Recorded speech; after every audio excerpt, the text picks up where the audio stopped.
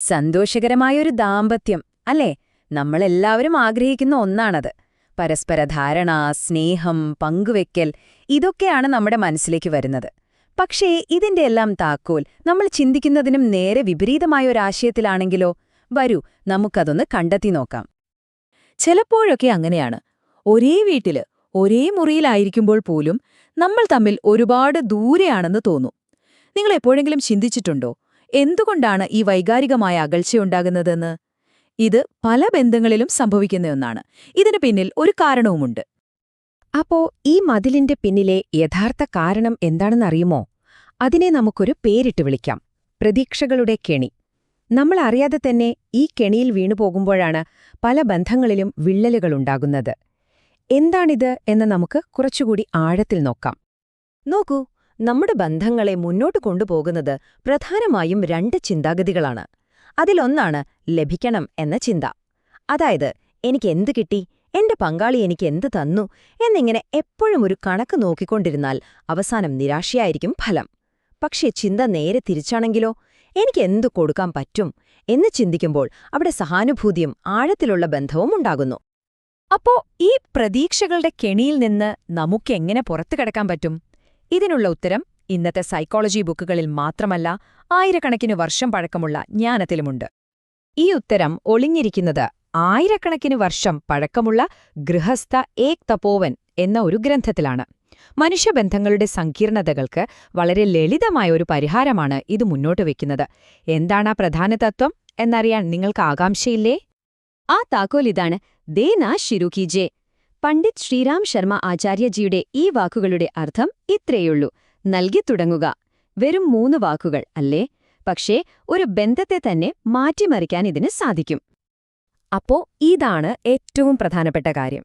കൊടുക്കുക എന്ന് പറയുമ്പോൾ പണമോ വലിയ സമ്മാനങ്ങളോ മാത്രമല്ല ഉദ്ദേശിക്കുന്നത്. അതൊരു മനോഭാവത്തിലെ മാറ്റമാണ്. നമ്മുടെ ഫോക്കസ് എനിക്കെന്ത് കിട്ടി എന്ന ചോദ്യത്തിൽ നിന്ന് എനിക്ക് എന്ത് കൊടുക്കാൻ സാധിക്കും എന്ന ചിന്തയിലേക്ക് മാറുമ്പോൾ ആ ബന്ധത്തിന്റെ കെമിസ്ട്രി തന്നെ മാറും. പണ്ടുള്ളവർ പറഞ്ഞ ഈ കാര്യത്തിന് ഇന്നത്തെ സയൻസ് എന്ത് പറയുന്നു എന്നറിയാമോ? നിങ്ങൾ ചിലപ്പോ വിശ്വസിക്കില്ല, പക്ഷേ ഈ കൊടുക്കുന്നതിലെ സന്തോഷത്തിന് പിന്നിൽ വ്യക്തമായൊരു ബയോളജിയുണ്ട്. അതെ, ഇത് വെറുമൊരു നല്ല ചിന്തയല്ല. ഇത് നമ്മുടെ ശരീരത്തിന്റെ പ്രവർത്തനവുമായി, നമ്മുടെ ബയോളജിയുമായി തന്നെ ബന്ധപ്പെട്ട് കിടക്കുന്ന ഒന്നാണ്. നമ്മുടെ തലച്ചോറിലെ ചില കെമിക്കൽസാണ് നമ്മുടെ ബന്ധങ്ങളിലെ സന്തോഷവും സങ്കടവുമൊക്കെ ഒരു പരിധിവരെ നിയന്ത്രിക്കുന്നത്. നമുക്കവരെ ഒന്ന് പരിചയപ്പെട്ടാലോ? ആദ്യത്തെയാൾ കോർട്ടിസോൾ. ഇതിനെ സ്ട്രെസ് ഹോർമോൺ എന്നാണ് പൊതുവെ വിളിക്കുന്നത്. എപ്പോഴെങ്കിലും പങ്കാളിയുമായി ഒരു ചെറിയ വഴക്കുണ്ടായിട്ടുണ്ടോ? ആ സമയത്ത് നമ്മുടെ ശരീരത്തിൽ ഈ ഹോർമോൺ നിറയും. അതാണ് നമ്മൾക്കിടയിലൊരു അകൽച്ചയും പിരിമുറുക്കവുമൊക്കെ ഉണ്ടാക്കുന്നത്. പക്ഷേ ഇതിന് നേരെ ഓപ്പോസിറ്റായിട്ടൊരാളുണ്ട്: ഓക്സിറ്റോസിൻ. ഇതിനെ ബോണ്ടിംഗ് ഹോർമോൺ അല്ലെങ്കിൽ ലവ് ഹോർമോൺ എന്നൊക്കെ പറയാറുണ്ട്.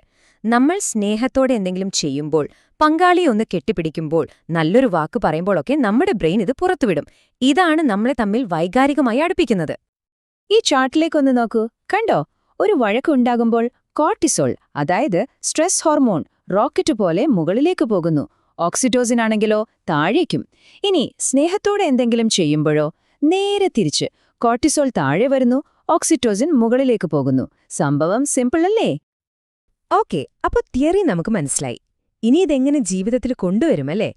ഈ കൊടുക്കുക എന്ന് പറയുന്നത് എങ്ങനെയാണ് പ്രാവർത്തികമാക്കുക? അതിന് വളരെ എളുപ്പമുള്ള ലളിതമായ 3 വഴികളുണ്ട്. ഈ 3 കാര്യങ്ങൾ ശ്രദ്ധിച്ചാൽ മതി. ഒന്നാമത്തേത്, നിങ്ങളുടെ ശ്രദ്ധ ഒരു സമ്മാനമായി നൽകുക. രണ്ടാമത്തേത്, അംഗീകാരം ഒരു സമ്മാനമായി നൽകുക. പിന്നെ മൂന്നാമത്തേത്, നിങ്ങളുടെ പിന്തുണ നൽകുക. കേൾക്കുമ്പോൾ വലിയ സംഭവമായി തോന്നുമെങ്കിലും ഇത് നമ്മുടെ ദിവസേനയുള്ള ജീവിതത്തിൽ ചെയ്യാൻ പറ്റുന്ന ചെറിയ കാര്യങ്ങളാണ്. നമുക്ക് നോക്കാം. വളരെ സിമ്പിളാണ്. ഉദാഹരണത്തിന്, നിങ്ങളുടെ പങ്കാളി സംസാരിക്കുമ്പോൾ ആ ഫോൺ ഒന്ന് മാറ്റിവെച്ച് അവരെ മാത്രം ശ്രദ്ധിക്കുക. അത് ശ്രദ്ധയുടെ സമ്മാനമാണ്. അല്ലെങ്കിൽ അവർ ചെയ്തൊരു ചെറിയ കാര്യത്തിന് അത് നന്നായി ചെയ്തു എന്ന് ആത്മാർത്ഥമായി പറയുക. അതൊരു അംഗീകാരമാണ്. ഒന്നും ചോദിക്കാതെ തന്നെ ഒരു സഹായം ചെയ്തു കൊടുക്കുന്നത് പിന്തുണയാണ്. കണ്ടോ? ഇത്രയൊക്കെയുള്ളൂ. പക്ഷേ ഈ ചെറിയ കാര്യങ്ങളാണ് ഓക്സിറ്റോസിൻ കൂട്ടി നിങ്ങളുടെ ബന്ധം കൂടുതൽ ശക്തമാക്കുന്നത്. അപ്പോ ഈ മാറ്റം കൊണ്ടുവരാൻ നാളെ വരെ കാത്തിരിക്കുകയൊന്നും വേണ്ട. വലിയ കാര്യങ്ങൾ ചെയ്തും തുടങ്ങണ്ട.